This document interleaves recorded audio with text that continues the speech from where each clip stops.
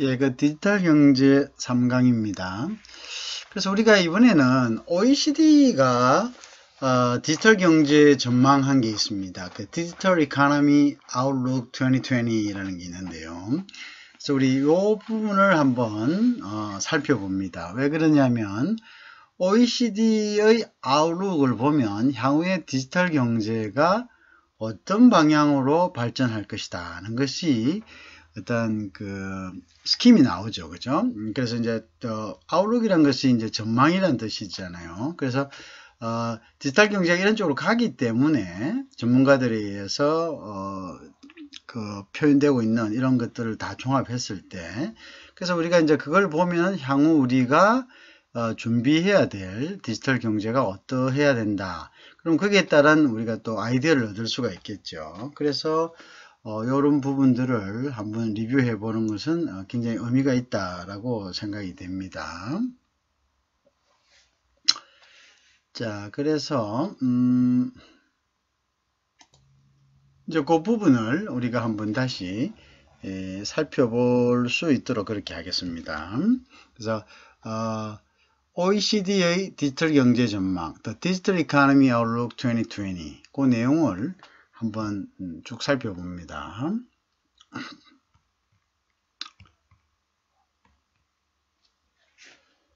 자, 그래서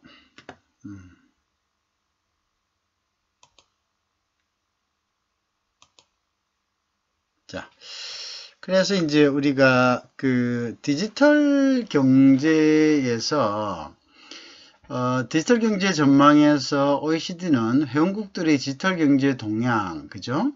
그 다음에 정보통신 기술, ICT 현황 및 정책 등을 소개하고 있습니다. 그래서 우선 이제 그것을 개요로 하고 있고요. 이 디지털 경제 전망의 기호는 그렇게 얘기가 될 수 있겠습니다. 그럼 인프라 부분에서 디지털 경제에서 유무선 브로드밴드 보급 및 데이터 이용량이 증가하고 있다. 그죠? 유무선 브로드밴드. 그 다음에 데이터 이용량이 증가하고 있다. 이 부분을 우리가 이제 볼 수가 있겠네요. 그죠? 자, 그래서 회원국들은 차세대 네트워크에 지속적으로 투자를 확대하고 있다. 그래서 차세대 네트워크. 그런 것들을 이제 그것이 바로 이제 유무선 브로드밴드나 데이터를 이용하는 그런 것들이죠. 그죠? 그래서 우리 한국 같은 경우는요, 초고속 인터넷 광섬유 비중이 약 81% 정도를 차지하고 있습니다. 81%. 그 다음에 우리가 모바일 브로드밴드는 약 우리가 한 뭐 24기가 정도. 인터넷 다운로드 속도는 Mbps, 즉 156 Mbps. 그죠? 그러니까 우리나라가 디지털 강국이라고 이야기하는 것이 이러한 지표들을 보더라도 그 1위입니다. 그죠? 1위고, 최근에 이제 5G 기술 전략도 소개되고 있죠. 그죠? 이렇게 디지털 OECD가 이제 분석한 우리나라의 디지털 어떤 그 환경은 굉장히 뛰어나죠. 그래서 뭐 이것만 보면 일단은 1위의 자리를, 그죠? 차지하고 있다는 것이 우리가 지금 알 수 있는 겁니다. 그래서 굉장히 이거 좀 굉장하죠. 뭐 어떻게 보면, 그죠? 그래서 1위의 자리를 차지하고 있다. 자, 그리고 그 활용에 있어서는요, 개인, 기업, 정보의 ICT 활용은 디지털 편익을 제공한다. 디지털 편익이라는 것은 디지털로 의해서 얻는 이득을 이야기합니다. 그죠? 코로나19로 인해 중요성이 더욱더 높아졌죠. 왜냐하면 이제 코로나로 인해 가지고 많은 사람들이 대면이 금지되고 그러면 이제 비대면으로 뭔가를 해야 되는데, 그죠? 해야 되는데 이런 ICT가 없다면은 어떻게 다른 사람과 컨택을 할 수가 있겠습니까? 그래서 그 사람들이란 게, 신이란 게 참 뭡니까 신기한 게 이러한 환경, 즉 코로나 19 같은 이러한 환경을 줌과 동시에 그것을 극복할 수 있는 뭔가 또 다른 하나의 방안을 준 거죠. 예를 들어서 우리가 이렇게 IT화 되지 않는, 디지털화 되지 않는 시기에 이러한 팬데믹이 왔다면, 역병이 왔다면 그 극복하기 아마도 지금 많은 그 사회의 많은 부분에서 어떤 부작용들이 발생했을 겁니다. 그죠? 그것은 여러 가지 형태로 나타나겠죠. 그죠? 왜냐하면 사람들은 원래 사회적 동물이기 때문에 자기 어떤 불안함이나 이런 것들을 사람과 같이 있음으로써 안정감을 느끼고 극복할 수 있는데, 이러한 비대면 상황에서는 물론 가족 간의 어떤 그러한 정서가 굉장히 더 중요하겠죠. 가족 간의 정서가 있다면은 굳이 ICT란 이러한 부분들을 이용하지 않아도 되는 거죠. 가족 간에 대화하고 뭐 하는 그 부분이 오히려 더 훨씬 더 도움이 되겠죠. 근데 이제 지금의 그 사회는 핵가족화되어 있고, 그리고 개인주의적 어떤 경향이 굉장히 강하고, 그죠? 그렇기 때문에 옛날만큼이나 가족 간의 유대라든지 이런 걸로 해서 안정을 찾는 것이 옛만큼은 못하죠. 그래서 우리는 이제 그러한 것들을 소위 이야기하는 ICT의 세계에서 스스로의 어떤 커뮤니티를 형성하는 거죠. 자기가 좋아하는 어떠한 기호에 비슷한 취향을 가진 사람들이 모여서 대화함으로써 거기에서 마치 그 구성원의 일부, 그죠? 뭔가 친밀감을 느끼고 가족과 같은 그런 이제 느낌을 가지게 되는 거죠. 그럼으로써 순간순간 이렇게 닥쳐오는 그러한 정서적인 어떤 불안이라든지 이러한 부분들을 극복하는 거죠. 자, 그래서 희한하게 이런 팬데믹이 오면서 또 동시에 어떤 우리의 삶의 환경이라는 것이 디지털을 통해서, 비대면을 통해서 얼마든지 다른 사람과 소통할 수 있는 이러한 그 기술들이 연결이 되어 있는 거죠. 그래서 어떤 그 사회적 환경이 조성이 되어 있기 때문에 극복이 가능한 거죠. 그죠? 극복이 가능하다. 그래서 저희 지금과 같은 데는 특히 그렇죠. 그죠? 그래서 이러한 것들도 어떻게 보면은 디지털의 하나의 효과다, 혜택이다, 우리가 이렇게 생각할 수가 있습니다.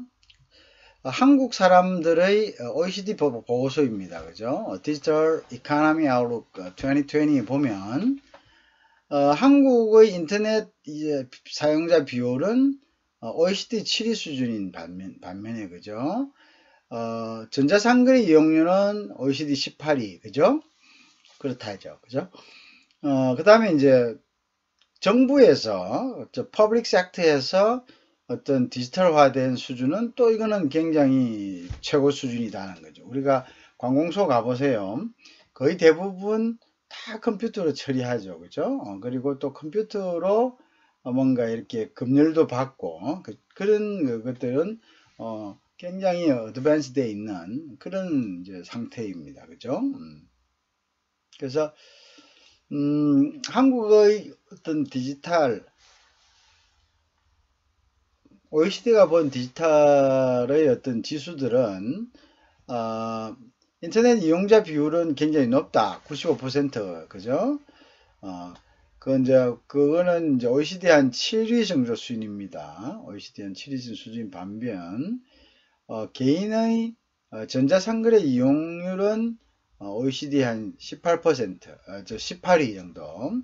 그 다음에 디지털 정보는 또 세계 최고죠, 그죠? 그 다음에 이제 데이터, 그 다음에 개인정보 보호, 디지털 보안, 그죠?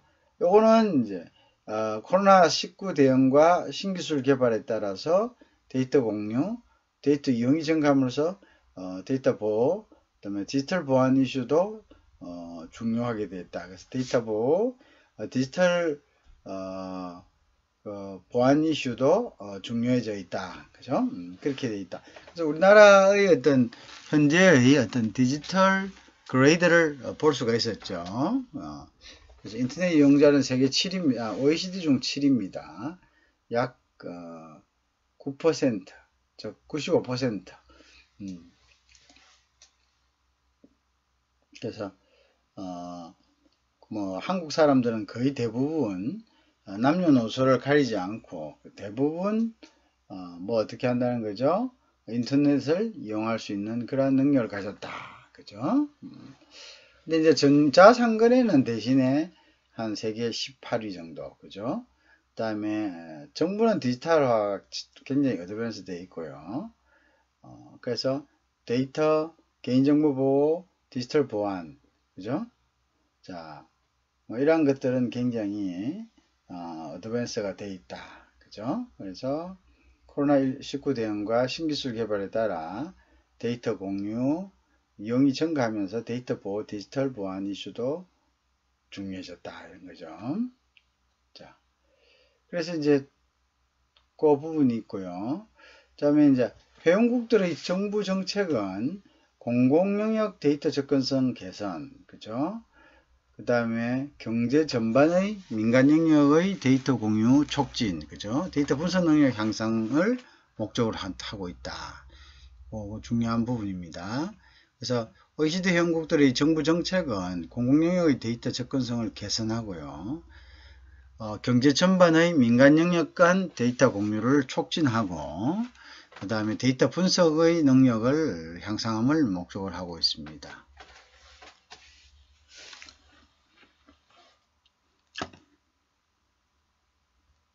그리고 이제 인공지능이나 빅데이터 등 신기술 개발에 따른 프라이버시 및 데이터 보호 관련 도전과 과제, 그죠? 국경 간 데이터 이동 촉진 관련 국제 논의 동향 등 이게 굉장히 중요하죠. 그래서 이제 이런 부분들은 인공지능이나 빅데이터, 우리가 빅데이터 같은 경우도 우리가 지금 뭐 이렇게 쓰고 있는 이러한 것들 인터넷을 접속을 해서 우리가 구글을 쓰는 대신 우리 정보를 구글에 제공을 하죠. 그게 동의하지 않으면 쓸 수 없으니까요. 구글이 제공하는 어떤 사이버 공간, 그죠? 저장 장치 이런 것들을 우리가 무료로 이용하면서 굉장한 편리함을 갖죠. 언제 어디서나 우리가 USB를 가지고 다니지 않아도 우리가 공유할 수 있고 맞지, 그죠? 사이버라는 그 공간, 그죠? 그런 이제 그 공간을 이용을 하지만 우리는 그 대가로 우리 개인의 일거수일투족이 모두 이런 빅데이터, 우리가 사용하는 키워드, 그죠? 우리가 즐겨가는 사이트들, 이러한 것들이 그대로 노출됨으로써 분석되는 거죠. 그건 이제 분석하는 기법이 일종의 인공지능이고, 그래서 인공지능은 빅데이터를 이용해서 수집된 그것을 가공해서 그거를 이제 데이터 프로세싱이라 이렇게 이야기하죠. 우리가 그걸 데이터 프로세스라 이렇게 이야기합니다. 데이터 프로세스, 그죠? 데이터가 있다면 이건 이제 빅데이터죠. 지금의 빅데이터. 이 데이터는 옛날에는 이제 제한된 우리가 그냥 가공한 것이 아닌 제한된 우리가 수집된, 그죠? 어떻게 수집된 아주 아주 제한적으로 수집되는 거죠. 예를 들어서 어떤 기업이 자기들의 상품을 타겟해서 우리가 그것을 세그멘테이션 하고 또 포지셔닝 하고 뭐 이러한 여러 가지, 이제 세그멘테이션이란 것은 그 물건의 어떤 종류를 분류를 하는 거고요.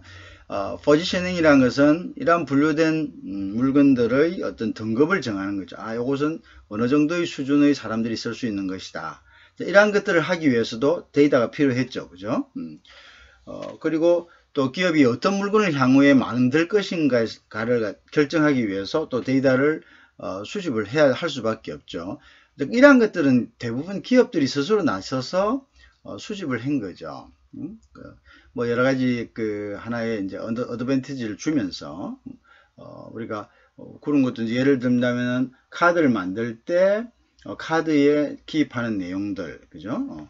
뭐 이렇게 자기의 어떤 신상에 대해서 어느 정도 기입하죠. 주소, 나이, 직업이라든지 또 이런 것들을 가지고 이제 분류를 하는 거죠. 그리고 이제 그 카드를 가지고 결제를 함으로써 회원카드 같은 거죠. 뭐 옷가게에서 발행하는 회원카드라든지 컴퓨터 기업에서 발행하는 회원카드라든지 그렇게 하면서 이 사람이 어떤 종류의 색깔을 좋아하고 어떤 종류의 뭐 이런 것들 여러 가지 기호를 이제 체크하면서 알 수가 있는 거죠. 그리고 뭐 며칠에 이 사람이 뭐 주로 구입을 하고 뭐 이러한 정보들이 굉장히 중요합니다. 기업으로서는 우리가 인터넷에 뭐 페이스북이든 그 다음에 트윗이든 이러한 곳에 뭔가를 하나 포스팅한다고 합시다. 그죠?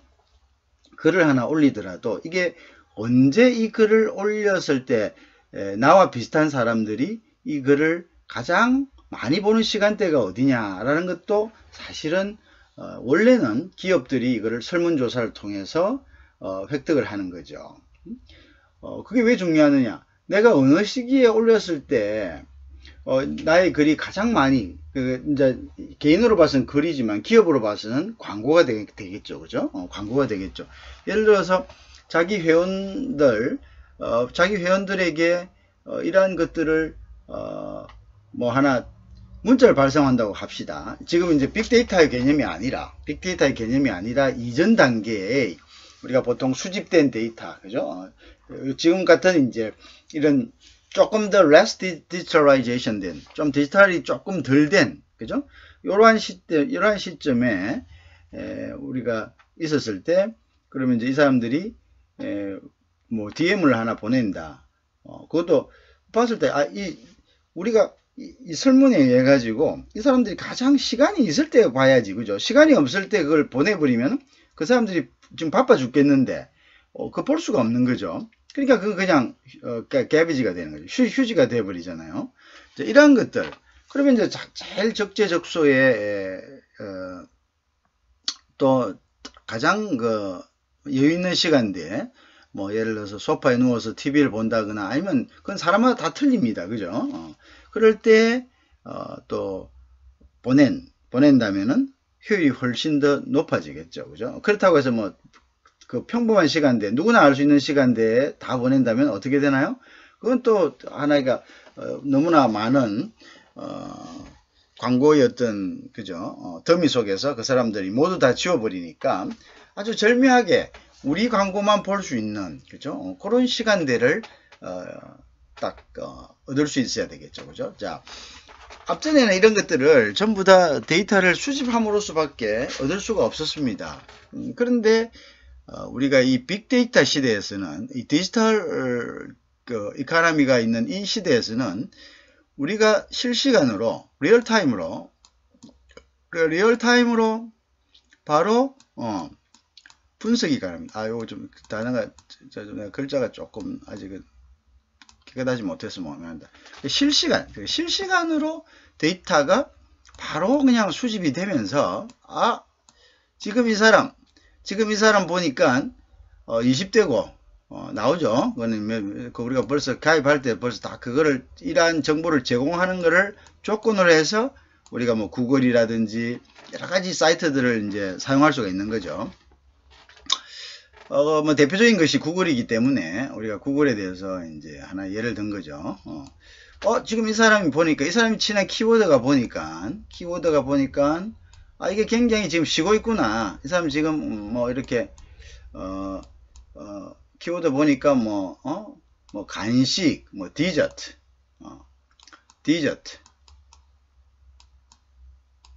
이런 거 치고 있어. 그 다음에 뭐 해 먹을까? 뭐 이런 거 치고 있는 거야. 그것이 바로 우리가 지금 궁금해서 인터넷에서 치는 키워드가 우리가 여기 빅데이터의 가장 큰 부분을 차지합니다. 그죠? 그 다음 또 우리가 방문하는 사이트들. 그죠? 그리고 우리가 주고받는 뭐가 있을까요? 주고받는 이메일에 있는 이메일도 우리는 어떻게 보면 샅샅이 다 사실은 이러한 빅데이터를 수집하는 시스템에 의해 가지고 거기 있는 키워드들이 모두 다 사실은 사찰되고 있는 거죠. 자, 그러면 이제 이러한 리얼타임으로 해가지고 모여진 정보들이 리얼타임으로 인해서 모여진 정보들이 사실은 실시간으로 지금 당신한테 매칭되는 당신이 찾고 있는 사람들이 뭐 어떤 거냐. 예를 들면 뭐 디저트다. 이 디저트 회사다. 자, 디저트 회사다. 자, 이 디저트 회사인데 이 디저트 회사는 지금 뭔가 이 시간대에 자기의 그 선전을 갖다가 극대화해서 고객들이 바로 편의점으로 갈 수 있도록 지금 만들어야 됩니다. 자, 옛날 같으면 이러한 것들이 가능했을까요? 이러한 것들이 가능은 했지만 굉장히 리얼타임으로 되지는 않죠. 그죠? 그것은 다시 정보를 수집해서 그 정보를 가공해서 그 다음에 이제 그 정보에 맞게 준비하고 그 다음에 발송하고 그 다음에 피드백을 보고 그 다음에 피드백 상에서 괜찮다 싶으면 이걸 이제 하나의 어떤 시스템으로 가져가는 이러한 여러 단계를 거치면서 시간은 엄청나게 이제 예를 들어서 우리가 봅시다. 1시간 사이에 바로 전달이 된다면은 그죠? 수백만 우리가 지금 우리나라 인구는 5천만 정도 된대. 뭐 한국 인구만을 기준으로 해도 1시간에 수백만 명의 고객들이 왔다 갔다 하죠. 2시간이면 그 배. 그죠? 엄청나겠죠. 그죠? 자, 그런 것을 그런 로스 같은 거를 우리가 기존에는 이 데이터를 컬렉션 해 가지고 수집하는 이러한 디지털화가 좀 레스된 좀 디지털화가 지금하고는 좀 틀린 이러한 시대에서는 이게 어떻게 됩니까? 엄청난 시간은 그 돈이죠. 비즈니스에 있어서는. 그 고객들을 조금이라도 더 빨리 전달해서 고객들에게 그 고객들이 액션을 취할 수 있게 자극만 한다면 그 기업의 매출은 엄청나게 뛰어날 수가 있는 거죠. 근데 이제 이러한 것들이 지금은 어떤 식이냐? 이렇게 되면은 바로 이것이 중간에 데이터 프로세서들이 있습니다. 데이터 프로세서들. 이 데이터 프로세서들이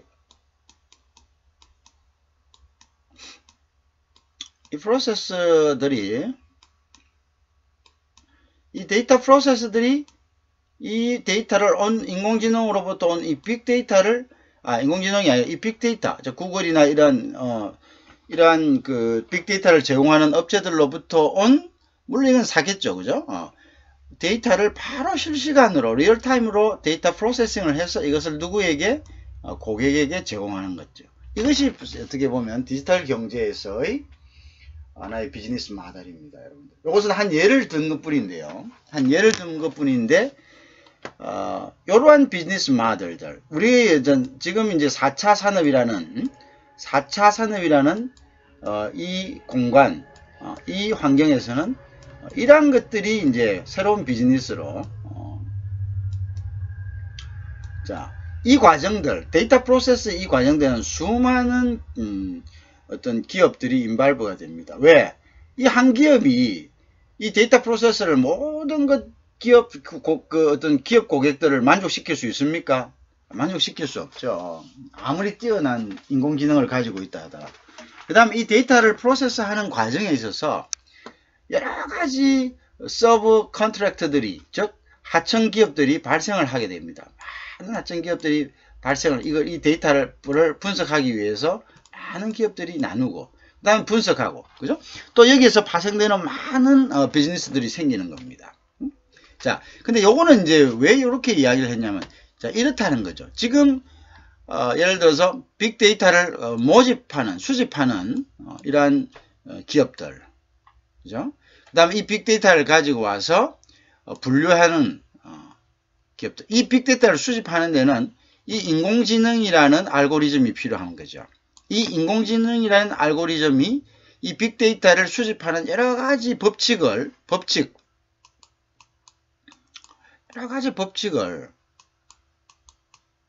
그죠? 여러 가지 법칙을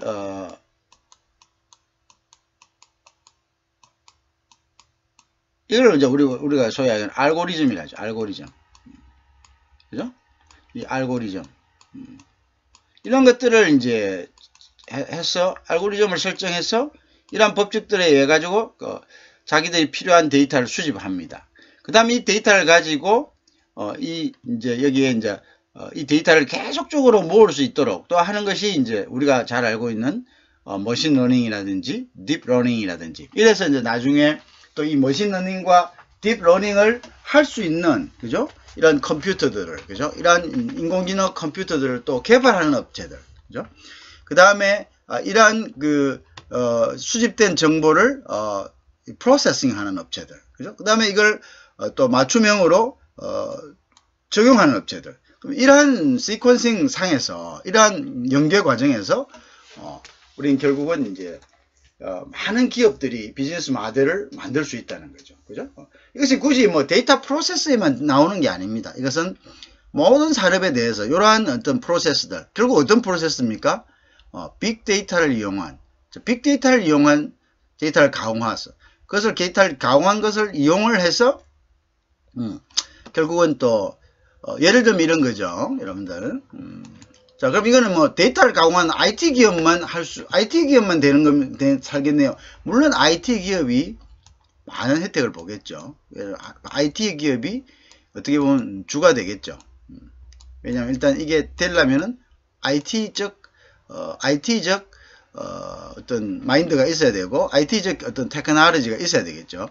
자, 그런데 우리가 모든 사람들이 다 기술자가 될 수가 없습니다. 그죠? 모든 사람들이 다 기술자가 될 수가 없기 때문에 결국은 이 IT 기업은 그리고 이 IT 기업이 자기들만이 소유할 수 있는 어떤 자기들이 모든 것을 독점하려고 한다면은 결국 고객들은 뭐하고 똑같습니까? 자기들이 뭐 합니까? 자기들이 데이터를 컬렉션해서 수집해서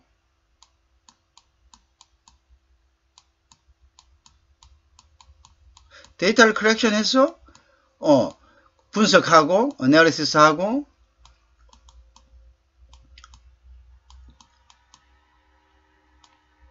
이러한 옛날의 과정들, 옛날에 하던 거하고 틀린 게 뭐가 있습니까? 뭐가 있기 때문에요. 이 사람들이 다 독점하려면 이게 렉이 생기잖아요. 렉이 생긴다. 지체가 생긴다는 거예요. 지체가. 이 지체가 생겨버리면 결국은 왜? 이 사람들이 독점하기 때문에 이 커스터머들은 이 사람들이 안 해주면은 어떻게 이 데이터를, 이 가공된 데이터를, 프로세스된 데이터를 이용할 수가 없습니다. 이용할 수 없기 때문에 그러면 이 사람들은 뭡니까? 이 사람들이 아무리 좋은 어떤 인공지능이나 빅데이터에 의한 정확한 분석 능력을 가져도 매력을 잃게 되는 거죠. 왜? 이자들이 가지고 처리할 수 있는 커패시티는 능력은 한정적이잖아요. 우리가 한 사람이 아무리 열심히 일을 해도 하루에 처리할 수 있는 일의 양은 한정적입니다. limited capacity입니다. 그죠? limited capacity다. 자, 일의 양은 한정적입니다. 자, 그런데 수요자는 엄청나면 우리나라의 기업이 얼마나 많습니까? 또 우리나라의 기업만 있는 게 아니죠. 엄청나게 많겠죠. 그럼 이 사람들이 다 이 사람들의 자기들의 일을 처리할 수 있을 때까지 한다면은 자, 우리 똑같은 겁니다. 어느 동네에 짜장면을 잘하는 집이 있습니다. 근데 짜장면 그 집에 가서 먹어요. 자, 또 길 가다 보면은 통닭을 잘 만드는 튀기는 집이 있어서 보면 줄을 서 있는 경우도 보죠. 거기 서 있는 사람은 있어요. 그런데 그 서 있는 이유가, 렉이 생기는 이유가 뭡니까?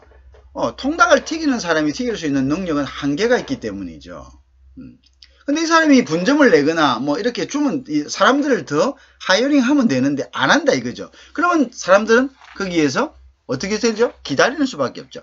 그 기다리는 것을 우리는 경제학적으로 우리가 웨이팅 코스트다 이렇게, opportunity cost, 대기 비용이라고 이야기합니다. 그거를 기다리는 대신에 다른 걸 했을 때 웨이팅 코스트다 뭐 이렇게, 다른 걸 했을 때 창출되는 가치가 있는데 왜 기다리면서 때 과연 이것이 그 가치보다, 그리고 내가 기다린다는 거는 아무 일이 없어서 기다린다 할지라도 그 기다리는 동안 그 사람은 다른 일을 할 수가 있습니다.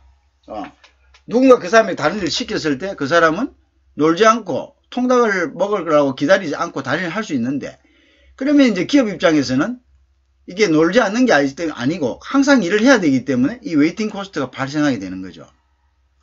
그러면 기업은 뭡니까? 줄 서는 것을 포기합니다. 포기하고 뭡니까? 여기에 대해서 이 통닭에 대해서도 흥미를 이제 잃게 되는 거죠. 아, 그거 하니까 여기는 좋긴 좋아. 맛은 역시 좋은데 시간 너무 걸리고 그 시간에 우리가 그거 얻으려고 기다리고 있다가는 차라리 우리가 시작해서 우리 옛날에 하던 방식으로 우리가 가서 설문 모으거나 뭐 이렇게 해가지고 모아서 매장에서 카드 발급해주고 뭐 조금 보너스 좀 더 주면서 할인 좀 더 해주면서 정보를 모아서 해주는 게 훨씬 더 좋겠다. 그거 하자. 뭐. 그리고 이제 여기에 대한 선입견을 가져버린 거죠. 자, 그러면은 이런 디지털 경제가 형성되겠습니까? 디지털 경제 형성 안 됩니다. 그죠? 자, 그래서 이러한 IT 기업들의 어떤 디지털 프로세싱은 결국은 자기들이 독점할 수 없습니다. 왜? 독점하는 것은 스스로의 비즈니스를 버림받게 만드는 거죠. 자기들의 비즈니스가 고객들로부터 렉에 의해서 그리고 버림받는 거죠. 그죠? 자, 그래서 이제 이 사람들은 어떻게 하느냐? 이 사람들은 플랫폼을 만듭니다. 플랫폼.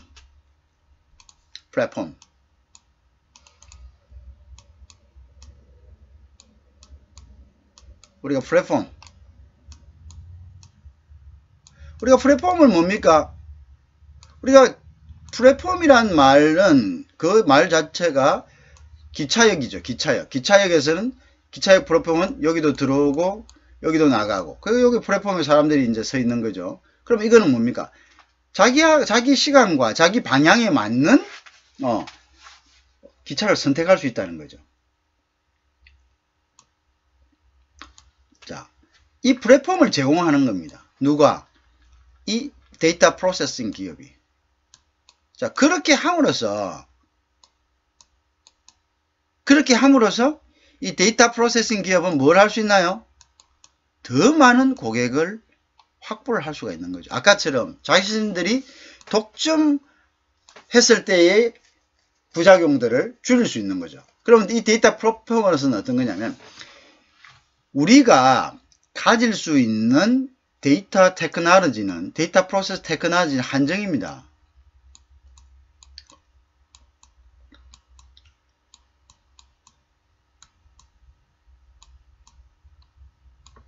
자, 이 데이터 테크놀로지는 여러분들이 지금 막상 이 인공지능 빅데이터 처리 기술은 완전히 당신들 사업에는 획기적으로 당신들 사업의 매출을 바로 타겟팅 해가지고 고객들이 필요한 고객들을 바로 실시간으로 분리할 수 있고 바로 타겟팅 해가지고 꼭 필요한 사람 지금 막 그 라면을 먹고 싶어 하는 사람 요 사람에게 바로 광고를 보낼 수 있다. 그러면 그 사람은 바로 편의점으로 달려갈 것이다. 이런 아주 매력적인 그죠? 부분이 있지만 여러분 막상 이걸 배워야 된다고 생각하고 깝깝하잖아요. 내가 이걸 프로세싱을 내가 데이터에 대해서 하나도 모르는데 이 데이터 프로세싱을 내가 어디 가서 어떻게 내가 이걸 배워야 돼? 어떻게 그럼 시간은 또 얼마나 걸리냐? 또 막상 가서 하는데도 너무 어렵다. 어렵다. 처음엔 좀 쉽게 재미있는데 나중에 가니까 결국 어렵더라. 이렇게 이제 우리가 언어를 배울 때도 마찬가지다. 일본어나 영어나 처음에 배울 때는 I'm a boy 뭐 이렇게 하고 그죠? 얼마나 좋습니까? 막 이제 나는 뭐 영어를 잘할 것 같고 그 다음에 뭐 일본어도 뭐 와타시와 뭐 이런 식으로 그러면 이건 일본어 난 이제 난 몇 개국 할 것 같다. 근데 나중에 들어가니까 좀 가니까 뭡니까? 이거 외울 것도 많고 이제 문법이 슬슬 나오니까 머리가 좀 지근지근하고 이렇다 이거죠. 자, 그러면 나는 이제 학원에 안 가죠. 그죠? 마찬가지죠. 언어는 어렵다. 자, 그런데 예를 들어서 번역기가 딱 나왔다. 기계로 된 번역기가. 나는 영어를 전혀 모르는데 내가 필요한 언어로 넣었을 때 그것이 바로 외국어로 나오더라 말이죠. 그럼 나는 뭡니까? 내 목적을 달성한 거죠. 내가 지금 딱 필요한 거. 내가 지금 어떤 사람에게 내 말을 전달하고 싶어. 외국인 바이어에게. 그런데 내가 필요한 언어로 그냥 썼을 때 그것이 외국어로 전달돼서 내 목적을 달성했다. 그게 바로 플랫폼입니다. 그것이 바로 지금 디지털 경제에서의 플랫폼이는 거죠. 플랫폼. 그 플랫폼은 전자상거래도 될 수가 있고요. 전자상거래도, 그죠? 전자상거래를 일일이 만들려고 한다면은, 그 전자상거래를 만들기 위해서 그 사람이 가가지고, 어떻게 해야 되노? 응? 그거 가가지고 말이야, 그거 다 배워야 되잖아. 어떻게 하면 전자상거래를 만들 수 있는지. 컴퓨터 어떤 기술들을 다 배워야 되죠. 자, 그런데 그 플랫폼을 줘보세요. 우리 만들어 놨으니까 당신이 와가지고 여기에 당신이 넣을 거. 여기는 당신의 회사를 소개하는 곳이고. 자, 여기는 당신의 상품. 그리고 여기는 당신이 받을 돈. 그 다음에 여기 결제됐을 때는 이렇게 해서 펠팔에 해가지고 이렇게 연결되니까 당신에게 결제되는 거고. 이렇게 딱 차려놓는다고 합시다. 그러면 여러분들은 저항 없이 들어갈 것입니다. 그죠?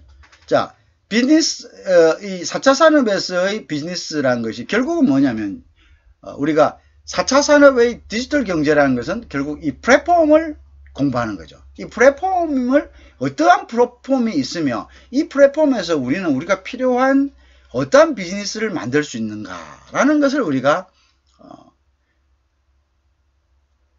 발견해내는 것이. 그게 이제 우리가 이제 지금 이야기하면 디지털 경제에서 우리가 비즈니스 모델을 찾는 것이다. 이렇게 되는 거죠. 자, 그러면 이제 데이터 프로세싱 이런 기업들은 이런 플랫폼을 만듭니다. 이런 플랫폼에서는 전자상거래 플랫폼도 될 수 있겠거든요. 그죠? 그러면 이제 여러분들 다 그거 되죠. 예를 들어서 무역을 한다고 합시다. 그러면 이 전자상거래에서 자기가 무역회사를 하나 활당받는 거죠. 그러면 거기에는 여러 가지 플랫폼들이 이제 있는 거죠. 자, 내가 예를 들어서 포워딩을 모른다. 모를 때는 내가 포워딩을 찾아갖고 온 데를 헤매야 됩니다. 전화도 하고 실제 방문도 하고. 그런데 그 플랫폼에는 제대로 검증된 어떤 각각의 노선에 따라서 미주 노선, 유럽 노선, 아프리카 노선에 따라서 경쟁력이 있는 이러한 각각의 뭐가 있습니까? 그런 포워드들이 있죠. 이러한 포워드들을 해놓고 이 포워드들이 제공하는 가격, 그러니까 이거 굉장히 편리하게 클릭만 하면은 탁탁탁탁 될 수 있게 하게, 그죠? 그 다음에 이제 자기가 에서 수주받은 것에 대한 날짜 넣고, 그죠? 그 다음에 그 무게 넣고, 금액 넣고 하면 자동적으로 뭐가 딱 나오게 되어 있습니까? 수입 신고, 수출 신고서, 그 다음에 패킹 리스트, 그죠? 그 다음 프로포마 뭐 패킹 리스트 뭐 이런, 그 다음에 BL 뭐 이런 것까지도 예상적으로 쫙 이렇게, 그 다음에 배도 그대로 이제 뭡니까 딱 그게 일종의 플랫폼이죠. 자, 그건 하나 예를 든 거고요. 또 전자상거래 플랫폼도 그렇게 된 거고, 음식점 플랫폼도 마찬가지죠. 내가 이제 음식점인데 내가 이 음식점을 어떻게 내가 우리 동네에서 반경 한 70, 80, 미안합니다. 한 4km 내외에서 딜리버리 하고 싶다. 자, 그러면 이걸 갖다가 프로그램을 만들어야 되죠. 그죠? 자, 그런데, 그럴 필요 없다 이거죠. 이 프로그램, 이런 앱을 내 스스로 만들어서 우리 가게 앱을 만들 수 있다 그죠. 자, 그 가게 앱을 어떻게 만드냐 내가. 그럼 만들어주느냐? 그렇지 않다 이거죠. 이 프로세싱, 데이터 프로세싱 기업들이 플랫폼을 형성해요. 그 플랫폼에다가 음식점업을 할 사람들이 자신의 앱을 만들 앱에 필요한 부분들을 여러 가지 세그멘트 해가지고 분석해가지고 프로그램을 올려놨다는 거죠. 그러면 이 음식점을 할 사람들은 일정한 돈을 주고 그 프로그램에서 자기가 필요한 기능만을 딱딱딱 따와서 탁 클릭만 하면 그게 앱으로 자동적으로 탁 돼버리는 거예요. 그죠? 앱에 필요한 프로그램을 공유하는 플랫폼이죠. 자, 그러면 이 사람들은 자기네들이 그것을 갖다가 당신들 거는 우리만 만들어줘. 다른 사람들 손댈 수 없어. 라는 이러한 편협된 어떤 비즈니스는 결국 자기를 죽인다는 걸 알고 있어. 스스로를. 왜? 고객이 등을 돌려버려. 아무리 좋은 테크놀로지라도. 웨이팅 타임이라는 것은 비즈니스에서는 아주 크리티컬한, 아주 결정적인 부분이죠. 기다리는 시간이 결국 내가 그게 고객을 판다면은, 고객에게 내 물건을 판다면은, 그렇다면 그것은 바로 돈으로 오는 거기 때문에 그 부분이 굉장히 중요한 부분이죠. 그래서 이제 우리가 이런 플랫폼이 형성이 된다는 거죠. 플랫폼이. 그죠? 그 플랫폼은 또 이것이 소비자에게 바로 적용이 되는 플랫폼이 있고, 또 중간에 이 플랫폼을 가공해서 소비자에게 한 번 더 또 다른 플랫폼을 제공하는 업체들이 있을 겁니다. 어쨌든 이 프로세스가 한 몇 단계에 걸치면 걸칠수록 이 단계에서 또 발생하는 비즈니스 모델들이 있겠죠. 내가 아주 고차원적인 어떤 프로그램은 안 돼도 한 중급 정도의 프로그램이 된다면은 이 중급 부분에서 이 고차원적인 프로세스들이 제공하는 이 플랫폼을 이용해서 또 다른 하나의 비즈니스 모델을 만들고, 여기에 고객들이 또 접촉해서 자신들이 필요한 프로그램을 가져가고, 또 아니면 또 바로 고객들이 바로 쓸 수 있는 어떤 플랫폼을 또 올려놓고, 이런 여러 가지 단계별로, 그러면은 결국은 전문적인 IT 기술이 없어도 이게 단계별로, 여기는 조금 중급이 쓸 수 있는 플랫폼, 또 다시 또 데이터를 다시 가공할 수 있는 거, 요거는 초급들, 요거는 완전 소비자들, 이런 식으로 이제 분류를 해 놓는 거죠. 자, 이러한 것이죠. 이러한 이제 것들이 디지털 경제의 어떤 비즈니스 모델들이다. 그죠? 비즈니스 모델들이다. 여러 가지 모든 산업에 있어서 다 이러한 것들을 갖다가 적용할 수가 있습니다. 적용할 수 있고, 또 여기에서 또 아까 어떻게 했습니까? 우리가 VR이라든지 AR 같은 거, 이런 플랫폼이 또 있겠죠. 자, VR, AR을 갖다가 만들 수 있는 사람들은 프로그래머들이죠. 하지만 실질적으로 이용은 소비자들이 자기들이 필요한 VR이나 AR을 가져가는 거죠. 자, AR 같은 경우는 어떤 경우죠? 예를 들어서 건축도 이 AR을 가져갈 수 있고, 모든 면에. 자, 건축을 고객이 와서 옛날에는 이제 제한된 모델 하우스를 가지고 보죠. 모델 하우스를 갖다 놓고 그 모델 하우스를 차려 놓고 여기서 이거다 저거다 모델에서 A형, B형 이런 식으로 C형, 고객이 여기 왔다 요거 보고 아주 제한적이죠. 자기 옵션은 거의 없습니다. 자, 근데 AR을 하면 어떤 식이냐? 들어갔어요. 이게 다 필요 없어요. 들어가니까 아무것도 없어요.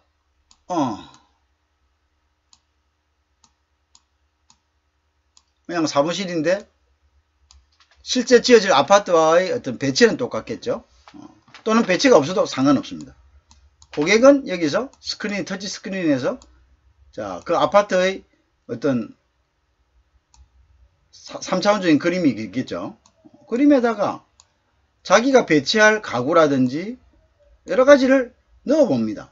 넣으면 그게 바로 뭡니까? 시뮬레이션 되는 것. 그죠? 그 시뮬레이션 되는 것.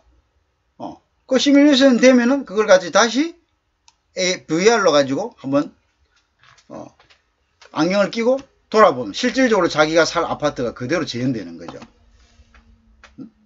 옷도 마찬가지고, 그죠? 아파트, 가구, 기계, 모든 것이 다 마찬가지죠. 차도 마찬가지죠.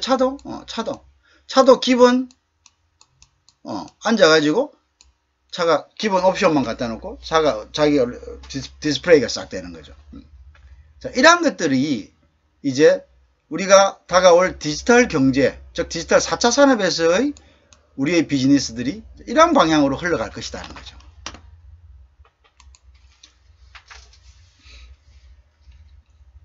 여러분 이해가 가시죠? 그죠?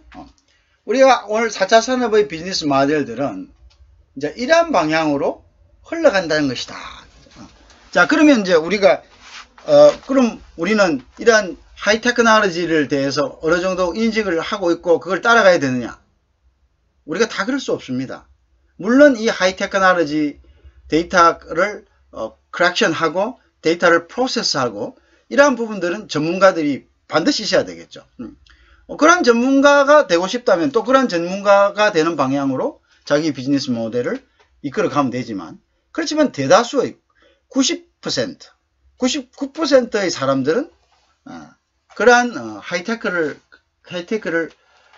자기가 스스로 학습할 필요가 없다. 자기가 가지고 있는 그러한 비즈니스에서 이러한 것을 접목하는 그러한 이제 필요성이 있고, 그 접목을 하기 위해서 이 최소한의 지식이 필요한 거죠.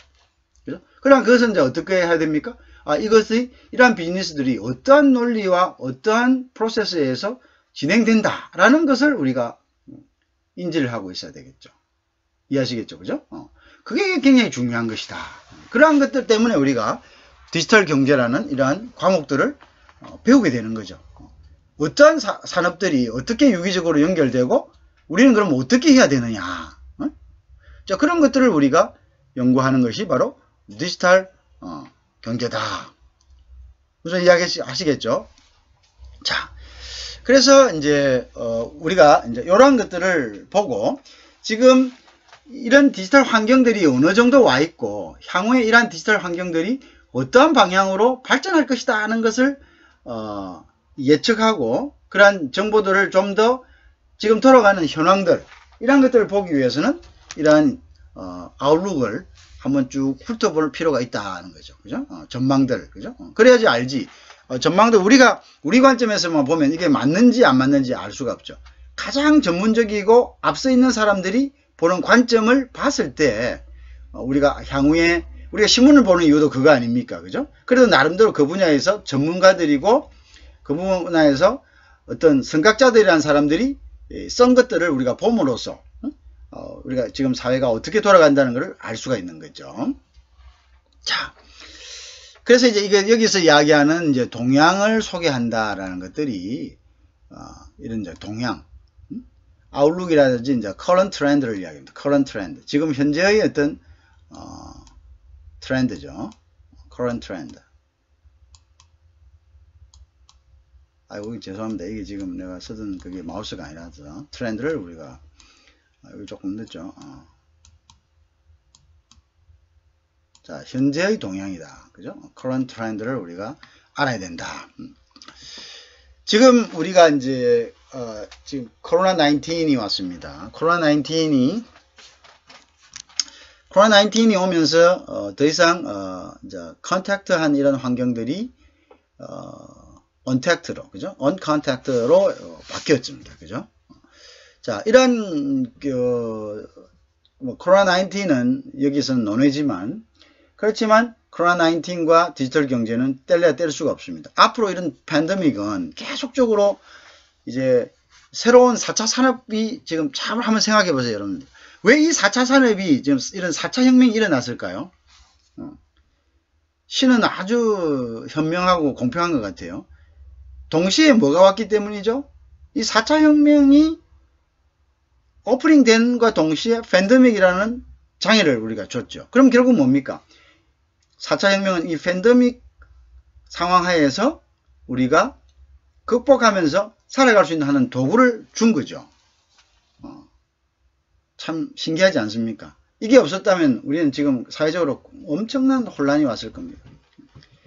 인간 스스로의 어떤 자아에 대한, 그죠? 인간은 유의동물이고, 유의동물이라는 것은 인간은 뭔가 즐겁게 노는 걸 좋아하는 사람, 그런 존재들입니다. 그리고 또 인간은 사회적 동물이죠. 물론 모든 그 동물들이 다 사회적 성을 갖고 있지만 특히 인간은 만나지 않고 사람과 교류하지 않으면 고립되고 우울을 느끼고 결국 자기 스스로의 어떤 존재감을 망각해버리고 그냥 존재감을 상실해버리고, 그죠? 그럼 극단적인 선택을 하게 되는 거죠. 그죠? 자, 그러니까 이런 때 바로 대면이 아니더라도 이러한 기계, 즉 디지털을 통해서, 디지털된 디바이스를 통해서 우리가 서로 간 크리스판딩 할 수 있는 거죠. 의사소통할 수 있게 하는 거죠. 그죠? 그리고 세상의 창을 볼 수 있게 만들고, 그죠? 그러한 것이니까 이게 이제 참 신기한 거죠. 그래서 결국은 이게 뛸래야 뛸 수 없는 이런 관계로 가지 않는가 하는 걱정스러움이 있습니다만은 어찌되었든 간에 근데 예를 들어서 이 코로나 19으로부터 코비드 19이 결국은 어떻게 됩니까? 이런 디지털 경제를 촉진시키겠죠. 만약에 코비드 19이 없다면 우리는 그냥 만나죠. 친구들 만나고 단지 뭐 우리가 뭐 인터넷 검색하는 정도로 이러한 디지털 디바이스들을 이용을 하겠죠. 그런데 우리는 그것을 떠나가지고 서로 소통하기 위해서, 크리스파운딩 하기 위해서 결국은 우리는 이 디지털 미디어들을 이용할 수밖에 없고, 그죠? 자기 생각을 올리기 위해서, 그죠? 이용할. 지금도 마찬가지죠. 여러분과 제가 수업을 하기 위해서 이런 디지털 매체들을 이용하지 않으면 전혀 방법이 없다 이거죠. 그죠? 결국 이제 이러한 것들이 굉장히 급속도로 이 기술이 왜 사람들이 니즈에 의해 가지고 사람들이 찾으니까 사람들이 보다 더 편리한 것들을 하니까 나중에는 이제 여러분들하고 저하고 스크린에 손을 대면 결국은 어떻게 됩니까? 서로의 어떤 느낌을 느낄 수도 있을 겁니다. 이렇게 손들 악수 한번 합시다. 이렇게 악수했을 때 이제 그런 시대까지 갔겠죠. 왜? 그게 지금 언택트 시대에 굉장히 필요한 부분이니까요. 서로의 어떤 스킨십을 느낄 수 있어야 되는 거죠. 그죠? 그리고 멀리 떨어져 있는 가족들과도 마찬가지겠죠. 그리고 뭐 연인들도 마찬가지겠죠. 그죠? 이제 이런 방향으로 계속적으로 디지털 그 다음에 우리가 AI나 VR을 하고도 또 뭡니까? 서로 간의 어떤 여러 가지 AI나 VR에서 어떤 개인의 여러 가지 바이오리듬들, 그죠? 바이털들 이런 것들을 갖다가 바로 캐치해 가지고 상대에게 전해줄 수 있는. 그러면 우리는 옛날에 공상과학 영화에서 봤던 것처럼 안경을 끼고 의자에 앉아 갖고 가족들과 대화하면서 가족들은 이제 VR에 나타나겠죠. 그럼 가족들이 손을 이렇게 잡으면 그 느낌이 그대로 뭡니까? 오는 거죠. 손에는 뭔가 다들 또 이렇게 우리 초음파 하는 것처럼 심장 초음파 할 때 끼는 것처럼 다 이렇게 손에 하나씩 다 뭔가를 이렇게 센서들을 다 끼고 뭐 그게 뭐 장갑 형태든 아니면 뭐든 간에 집게로 찝든 간에 다 끼고 있고 그 섬세함들이 서로에게 다 전해지겠죠. 그러하면서 우리는 결국은 바로 컨택하지 않아도 바로 컨택했던 것 같은 똑같은 효과를 가지면서 그러면 이제 점점 인간은 어떻게 보면은 언택트의 삶을 살게 되겠죠. 그렇지만 언택트 하지만 컨택트 한 것과 똑같은 어떤 삶을 살 수도 있다는 거죠. 그런 방향으로 이제 앞으로 전개가 될 것입니다. 자, 이것도 제가 지금 방금 이야기한 것도 하나의 뭡니까? 그것도 디지털 경제하에서의 마들이죠. 비즈니스 마들이죠. 이러한 것들을 개념을 갖는 것이 중요하다는 거죠. 향후에 이 사회가 어떤 방향으로 갈 것인가를 미리 읽는 사람이 결국은 뭡니까? 미리 그것을 제시할 수 있는 거고 미리 제시하면 결국 마켓 쉐어를 더 빨리 갖는 거죠. 시장을 더 빨리 점유하는 거죠. 그렇죠? 자, 그래서 그런 이제 것들을 보기 위해서 우리가 그래서 이 아웃룩이란 말이 굉장히 중요합니다. 아웃룩. 우리가 어떤 비즈니스를 할 때는 이 아웃룩들, 이 전문가들에 의한 이 아웃룩을 빨리 파악해야 됩니다. 전문가들에 의한 전망이죠. 일단 이 소위에 의한 전망이죠. 이 아웃룩을 빨리 파악할 수 있어야 된다. 이 아웃룩 파악이 굉장히 중요하다. 자, 그런 관점이고 아마 여러분들 지금 여러 가지 이야기를 했지만 이 이야기들이 여러분들의 어떤 프레임워크를 만드는데 굉장히 중요합니다. 그죠? 이게 우리가 뭐 때문에 디지털 경제를 배우고 지금 이 과목에서 우리가 뭘 파악을 해야 되느냐 이게 굉장히 중요한 거죠. 그죠? 자, 그렇다. 자, 앞으로 여러분들이 이제 여기에 우리 무역학과 학생들이 뭐 대부분이지만 무역도 마찬가지죠. 그죠? 무역도 이제 어떤 동향으로 가겠습니까? 일일이 우리가 찾아다니면서 어떤 고객이나 아니면 우리의 파트너들을 찾는 그런 방식보다는 아까 이야기한 그런 플랫폼을 이용한 이러한 방식들. 이 플랫폼을 이용한 이러한 방식들이 이제 여러 가지 지금 이야기하는 것처럼 아까 이야기한 데이터 프로세스 플랫폼도 있지만 여러분들이 이 부분은 이제 소위 이야기하는 이 부분에서 뭐가 문제가 됩니까? 보안이 문제가 되죠. 그래서 나의 고객들 정보, 그럼 내가 처리하는 이런 것들을 나의 가격 정보 이런 것들을 알면 안 되잖아요. 그죠? 그거를 이제 처리하는 부분들, 그거를 우리가 플랫폼이 되면 세관과도 되고 포워드와도 되고 뭐 여러 가지 이제 되죠. 또 이제 고객한테도 가는 것들이 우리가 일일이 뭐 커머셜 인보이스나 패킹 리스트나 여러 가지 뭐 BL 같은 걸 보내는 것도 마찬가지입니다. BL도 이제 전자 BL이 갈 거고요. 뭐 지금 뭐 그것도 뭐 일부 그 하지만 이러한 것들도 전부 그럼 그게 이제 전 BL 가는 것도 마찬가지죠. BL의 보안상 누가 BL은 유가증권이니까 가져가 버리면 어떻게 됩니까, 여러분들? 그거는 가지고 간 사람이 그 행사를 하는 겁니다. 사실은 그죠? 엄격한 의미에서는요. 위험성이 있죠. 자, 이러한 것들을 이제 처리하기 위해서는 또 뭐가 필요합니까? 당연히 거기에는 이제 우리가 이야기하는 뭡니까? 요즘 이야기하는 블록체인이, 그죠? 블록체인, 암호화된 문서. 블록체인이란 것은 우리가 블록체인 하면 뒤에 가서 배웁니다만은 그걸 자꾸 그 비트코인으로 이야기하는데 비트코인은 블록체인의 하나의 컴펜세이션일 뿐입니다. 블록체인을 개발하는 개발업자들, 즉 마이닝 하는 사람들이 마이닝의 어떤 보상물이죠. 그 보상물을 갖는데 그 보상물이 이제 일정한 기간 동안은 이제 계속적으로 이제 생산이 안 되고 이제 제한되고 또 그 보상물을 가지고 결제를 할 수 있는 이런 시스템들이 도입됨으로써 이제 굉장히 이제 그게 하나의 어떤 투자로서의 가치를 가지게 되는 거죠. 그렇지만 블록체인이 이꼴 비트코인이다 이런 개념은 아닙니다. 절대 아닙니다. 블록체인은 어떤 보안상에서 어떤 진실 여부를 확실하게 가려주는, 그죠? 안정성, 그 안정성의 진실 여부를 우리가 진품을 지금의 시스템 하에서는 예를 들어서 가장 지금 티피컬하게 이용되는 것이 은행 시스템이죠.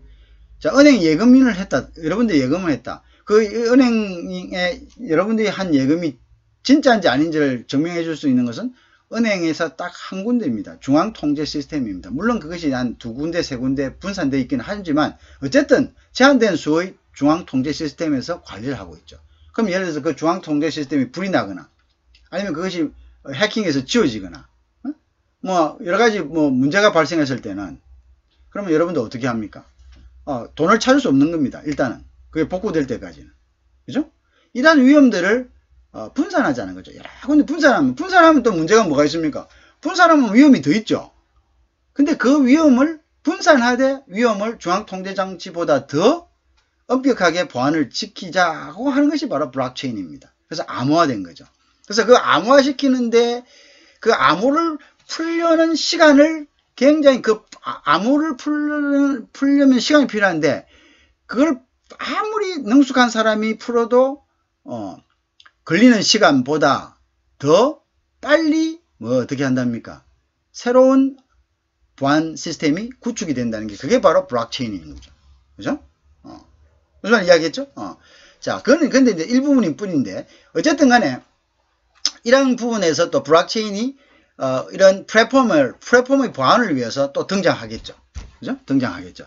그것도 이제 하나의 또 뭐냐면 자기의 어떤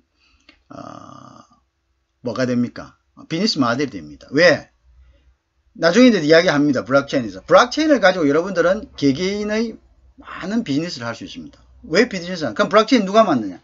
블록체인조차도 전문가들이 만듭니다. 그 블록체인을 만드는 전문가들이 또 블록체인을 가지고 하나의 비즈니스 모델을 만듭니다. 자, 예를 들면 간단히 얘기하면 우리가 이야기하는 카톡의 채팅방이 있습니다. 단톡방을 생각해 봅시다. 자, 단톡방에서는 단톡방 안에서 개인과 개인이 단톡방 안에서 여러분들이 대화하는 것을 모두가 볼 수 있습니다. 근데 단톡방 안에서 개인과 개인이 서로 퍼스널 컨택을 하는 것, 그죠? 개인적 단톡을 하는 것. 그 안에서 내가 좀 이야기하고 싶은 사람 또는 마음에 드는 사람하고 제의를 하는 것은 볼 수가 없죠. 자, 근데 블록체인은 이러한 단톡방을 만들고요. 자, 블록체인이 운영자입니다. 운영자가 또 있습니다. 아까 이야기하는 데이터 프로세싱의 플랫폼이 있듯이 이 운영자가 그 안에서 이 블록체인의 어떤 단톡방을 만듭니다. 그리고 그 단톡방에서 이 업그레이드된 보안 시스템은 자기들이 계속적으로 뭐 합니까? 개발합니다. 이 개발하는 사람들은 뭐라면 마이닝하는 사람들. 개발업자들. 이 개발업자들이 마이닝을 하죠. 이 개발업자들은 마이닝을 하면서 자기 보수로서 바로 아까 비트코인을 받는다 그랬죠? 어쨌든 개발하고 요 안에서 뭐냐? 우리 단톡방은 목적이 다 있습니다. 야, 개하자. 우리 1000만원짜리 개하자. 자, 우리 대부업 하자. 전부 다 여기서 만들 수 있는 거죠. 그 그러니까 단톡방이, 그러니까 결국은, 이러한 블록체인들의 단톡방을, 형성하는 거죠. 그 블록체인들이 각각의 단톡방이 뭐냐면 비즈니스 공간입니다. 뒤에 가서 좀 더 자세하게 말씀을 드릴게요. 자, 어쨌든. 자, 그런 커런트 트렌드를 우리가 이제 봐야 된다는 거죠. 그죠? 그래서 이 커런트 트렌드에 대한 이야기들입니다. 그죠? 자, 그 다음에 이제 봅시다. 자, 그것을 이제 우리가 지금 이제 동향을 보는 거죠.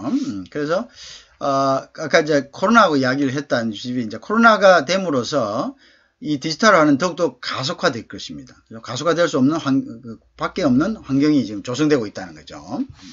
그래서 나중에 제가 시험 문제로서 이런 문제를 한 가지 이제 제안할 수 있습니다. 자, 팬데믹과 디지털 환경에 대해서 한번 써봐라.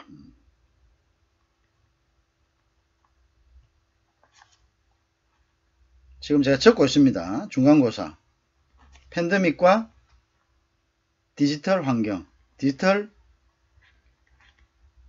기술의 가속화에 관해 예를 들어 설명하라.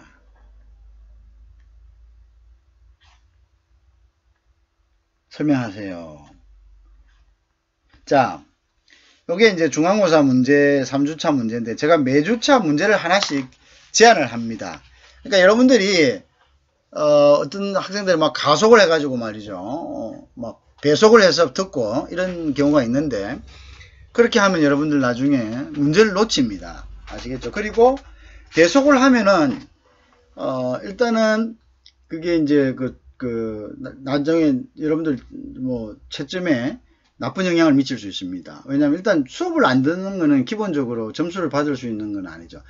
제가 점수에 인색하지 않습니다. 그런데 수업을 안 들어버리면 그거는 그런 학생들한테는 점수를 주고 싶어도 줄 수가 없죠. 그쵸? 그래서 여러분들이 지금 다행히 이게 이제 팬데믹이나 이런 것 때문에 우리가 언택트를 하기 때문에 언택트를 고려해서 학교에서 파르시가 많이 바뀌죠. 점수에 대한. 예를 들어서 뭐 이거는 상대평가인데 상대평가 보면 여러분들이 뭐 A, B, C, D까지 막 받을 수가 있잖아요. 근데 이게 지금 보면 준상대평가 뭐 이런 식으로 준절대평가 이래 되면 소위 약해서 뭐 A와 B만으로 나누어지거든요. A, B를 50% A, 그다음 50%는 B를 줄 수가 있는 거죠. 그러니까 A까지는 50%를 줄 수가 있는 거죠. 뭐 A는 A 플러스까지를 포함하죠. 근데 이제 예를 들어서 출석을 안 했다. 그러되면 이제 그거는 조금 무리가 있겠죠. 그죠? 그래서 뭐 웬만하게 이탈이 없으면은 그 범위 안에서 뭐 점수를 주는 게 맞는데 근데 뭐 출석이 잘 안 되고 배속 돌리고 뭐 어떤 학생은 몇 초 만에 몇 분 만에 뭐 1시간짜리 돌린다고 그렇게 하는 그거는 학생의 도리가 아니죠. 그죠? 선생은 이렇게 사실은 교수들은 이렇게 해서 이런 부분들을 하려고 이게 시간이 많이 걸립니다. 여러분들 수업은 들고 가서 수업하면 끝이지만 물론 그것도 준비를 하고 뭐 하는 그 시간이 있지만 준비는 자기 스스로 이렇게 하다가 좀 여러 가지 융통성이 있잖아요. 근데 이거는 여러분들에게 남고 하나하나 바로 보이는 거기 때문에 이거 준비하는 데는 시간이 많이 걸립니다.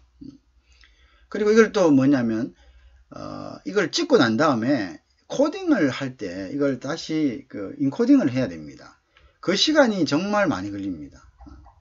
그 시간이 좀 자기가 봐서 좀 적절하지 않다 싶은 건 빼야 되고 또 여기에 뭐 예를 들어서 뭐 하나의 코멘트 같은 것도 텍스트도 넣어야 되고 그러면 이걸 지켜보면서 또 중지시켰다가 했다가 하는 것이 곱하기 2입니다. 여기 1시간 녹화하면 2시간 정도를 거기에 투자를 해야 되고요. 또 로딩을 시키는 것도 그것도 보통 일이 아닙니다. 그렇게 해서 이제 만들었는데 학생들은 이거를 갖다가 몇 분 만에 돌려서 끝내버린다. 근데 그게 이제 요즘 나오고 있어요. 저 같은 경우는 유튜브에 올리잖아요. 유튜브에 올리면 유튜브에서는 그게 다 나와요. 그래서 내가 한 번씩 여러분들 꾸짖는 것도 그 이유죠. 유튜브에는 시청 시간이 교수 학습 시스템하고 틀려요. 그냥 그대로 그 비디오에 대해서 그대로 나옵니다. 그거 보면 평균 시청 시간도 나오고, 그럼 거짓말을 못 하는 거죠. 그래서 여러분들 그럴 때는 굉장히 이제 만든 사람은 굉장히 퓨리어스해지는 경우가 많습니다. 그죠? 이렇게 만들. 그러면 이제 여러분들에 대한 열정도 떨어지죠. 뭐 애들 내가 이렇게 열심히 해서 만들었는데도 뭐 애들 보니까 뭐 그냥 이걸 그냥 배속으로 돌려놓고는 그냥 그렇게 하는구나. 얘들은 공부 안 하는구나. 이렇게 되니까 전체적으로 전체 학생들, 우리 수강하는 학생들에 대한 이미지도 안 좋아지는 거죠. 그죠? 이제 그렇게 되면은 좀 거기서 중간중간에 또 저는 이제 이렇게 문제를 갖다가 이렇게 냅니다. 그러면 문제를 듣지 않으면은 그죠? 문제를 쓸 수가 없는 거고요. 그죠? 그런 것이 있기 때문에 여러분들이 이제 그런 부분에 좀 충실하시기 바랍니다. 자, 그래서 오늘은 시간이 조금 돼서 여기까지 하겠습니다. 자, 그래서 양해하는 거 요 뒤에까지 마저 조금 할게요. 그래서 뭐 요거는 같은 거고요. 그래서 앞으로 코로나 COVID-19하고 이런 그 디지털 어떤 기술의 어떤 가속화는 더욱더 뭐 빨라질 것이다. 같은 이야기지만 가속화나 빨라지는 같은 이야기지만 어쨌든 더 가속됩니다. 그죠? 자, 그래서 뭐 보통 이러한 디지털에서도 이제 이런 것들은 아직 안 나오고 있습니다만 안전보호 앱 이런 것도 나와야 돼요. 사실은 그죠? 역학조사 지원 시스템 뭐 이런 것들은 선진국에서 아직 있지만 우리는 이걸 이용하고 있는지 아직은 뭐 밝혀진 바는 없습니다만 그죠? 그 다음에 자가격리 뭐 요즘은 그런 것도 있죠. 중간에 오면은 사람들이 오면 삐삐삐삐 뭐 확진받은 사람들 오면 이제 그런 것 시스템도 하나의 좋은 시스템이라고 디지털 시대의 어떤 필요에 의해서 코비드 시대에 필요에 의해 가지고 딱 휴대폰 들고 다녀야 되고 그죠? 요즘 이탈 같은 거 해야 되니까 그 다음에 이제 휴대폰에서 입력이 돼 있으니까 다른 사람에게 이제 경보음이 울리게 되는 거죠. 주위에 왔으면 그죠? 그러한 앱들이 좀 돼 있습니다. 그죠?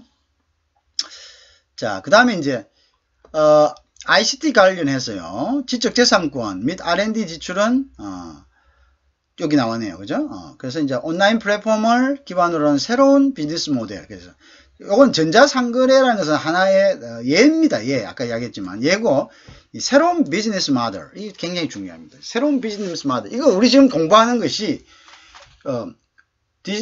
디지털 경제 시대에는 어떤 것이 디지털 경제 시대고 이때 향후의 어떤 트렌드는 어떻게 갈 것이고 자 그러면은 지금 이 동향을 이거 보고 있는 OECD는 어떤 동향으로 보고 있고 그럼 어떤 비즈니스들이 생성될 것이다. 그럼 그 비즈니스들을 한번 우리가 연구해 보자. 이거 아닙니까? 그죠? 그렇죠? 그렇게 이제 우리가 지금 가고 있는 거죠. 그죠? 자, 그 다음에 이제 한국 ICT 관련 특허 비중이라는 것은 한 53점, 특허 관련 비중은, 관련 특허는, 지금 나오는 특허의, 53.9 정도가 ICT 관련 특허다. 그 다음에, 우리가 이렇게 ICT 강국답게 OECD 회원족의 비중은 1입니다. 그 다음에 이제 우리가 지금요, 굉장히 연구개발비입니다. 그 연구개발비가 굉장히 높습니다. OECD 국가에서는 우리가 지금 2인데요. 얼마 전까지 1위였어요. 1위. 그러니까 우리가 연구개발에 엄청난 돈을, 우리 보통 무슨 연구용역 이런 거 많이 나오잖아요. 그러니까 우리나라만큼 이렇게 OECD 국가들 경제개발협력기구죠. 그죠?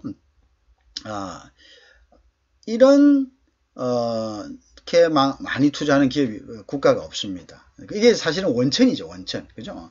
그런데 이걸 갖다가 상용화 시킬 수 있는 이런 것들이 굉장히 필요합니다. 그죠? 굉장히 필요하다. 그래서 우선 이스라엘에 이어서 거의 얼마 전까지 1위였는데 이스라엘이 조금 더 투자를 한 모양입니다. 2위가 되었네요. 그죠? 자, 그래서 이거는 거의 뭐 한 3.4% 정도 높죠. 그죠? 굉장히 높습니다. 자, 그래서 우리가 지금까지 이제 이렇게 알아봤습니다. 그죠? 알아봤고, 그래서 오늘의 키 포인트가 여러분들 그겁니다. 향후에 이제 그건 거죠.